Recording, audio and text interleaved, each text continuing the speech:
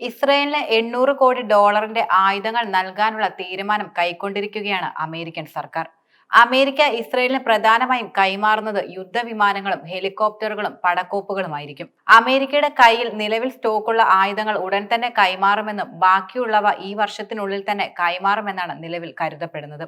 മാത്രമല്ല, മറ്റൊരു കാര്യം, ബൈഡൻ ഭരണകൂടത്തിന്റെ കാലാവധി ഈ മാസം 20-ന് അവസാനിക്കുന്ന സാഹചര്യത്തിലാണ് ഇത്തരമൊരു തീരുമാനം അമേരിക്ക കൈക്കൊണ്ടിട്ടുള്ളത്. പക്ഷേ പാർലമെന്റിന്റെ ഇരുസഭകളും ഈ തീരുമാനം അംഗീകരിക്കേണ്ടതും ആവശ്യമാണ്. യുദ്ധവിമാനങ്ങളിൽ ഉപയോഗിക്കാനുള്ള മിസൈലുകളും അതീവ പ്രഹരശേഷിയുള്ള ബോംബുകളും ഇവയിൽ ഉൾപ്പെടുന്നവയാണ്. അതീവ പ്രഹരശേഷിയുള്ള 500 LB ബോംബുകൾ, വൻ പ്രഹരശേഷിയുള്ള ആയുധങ്ങൾ അടക്കം കപ്പൽ മാർഗം അമേരിക്ക ഇസ്രയേലിലേക്ക് എത്തിക്കുകയുണ്ടായി. ഇക്കാര്യം വിലയിരുത്തുന്നത് പ്രധാനമായും ഇസ്രയേലിലെ സുരക്ഷ ദീർഘാടിസ്ഥാനത്തിൽ ഉറപ്പുവരുത്തുന്നതിനായി അമേരിക്ക പ്രത്യേകമായി നൽകുന്ന സഹായമായിട്ട് കൂടിയാണ്. US-ൽ നിന്നും വരുന്ന റിപ്പോർട്ടുകൾ സൂചിപ്പിക്കുന്നത് ഇസ്രയേൽ ജനതയുടെ സുരക്ഷിതത്വം ഉറപ്പാക്കേണ്ടത് സർക്കാരിന്റെ കടമയാണെന്നാണ് പ്രസിഡന്റ് ജോ ബൈഡൻ കരുതുന്നതെന്നാണ്. അമേരിക്കൻ സർക്കാർ കരുതുന്ന മറ്റൊരു കാര്യം, ഇറാന്റെയും അവർ സഹായം നൽകുന്ന തീവ്രവാദ സംഘടനകളുടെയും ആക്രമണങ്ങളിൽ നിന്ന് ഇസ്രയേൽ ജനതയെ രക്ഷിക്കേണ്ട സാഹചര്യമാണെന്നും കൂടിയാണ്.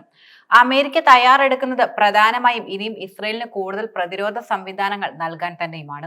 നേരത്തെ ഗാസയിൽ ഇസ്രയേൽ ആക്രമണം തുടരുന്ന സാഹചര്യത്തിൽ അമേരിക്കയിൽ നിന്ന് അതീവ പ്രഹരശേഷിയുള്ള ആയുധങ്ങൾ നൽകുന്നത് അമേരിക്കൻ സർക്കാർ നിർത്തിവെക്കുകയും ചെയ്തിരുന്നു. ജോ ബൈഡൻ ഇക്കാര്യത്തിൽ സ്വന്തം പാർട്ടിയിൽ നിന്ന് പോലും എതിർപ്പുകൾ ഉയരുകയും ചെയ്തു.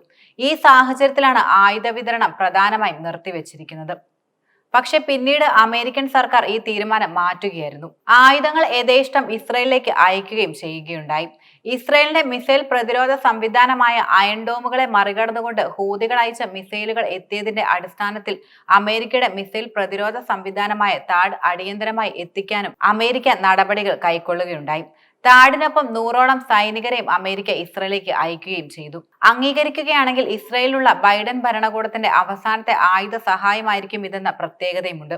യുദ്ധവിമാനങ്ങളടക്കം ഇസ്രയേലിന് 2000 കോടി ഡോളറിന്റെ ആയുധ സഹായം നൽകുവാനുള്ള പദ്ധതിക്ക് US ആഗസ്റ്റിൽ അംഗീകാരം നൽകുകയും ചെയ്തിരുന്നു. ഗാസയിൽ ഇസ്രയേൽ ആക്രമണത്തിൽ 45,000-ലേറെ പേർ കൊല്ലപ്പെട്ടിരുന്നു.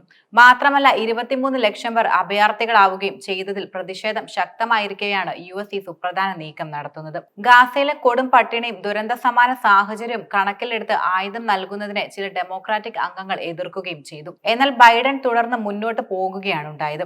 അന്താരാഷ്ട്ര സമൂഹവും UN അടക്കമുള്ള സംഘടനകളും ശക്തമായി വിമർശനങ്ങൾ ഉയരുമ്പോഴും ഇസ്രയേൽ നിലപാടിനൊപ്പമാണ് US നിലനിൽക്കുന്നത്.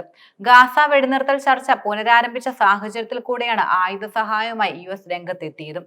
കൂടാതെ US ഇസ്രയേലിന്റെ ഏറ്റവും വലിയ സഖ്യകക്ഷിയും ആയുധ വിതരണക്കാരുമാണ്.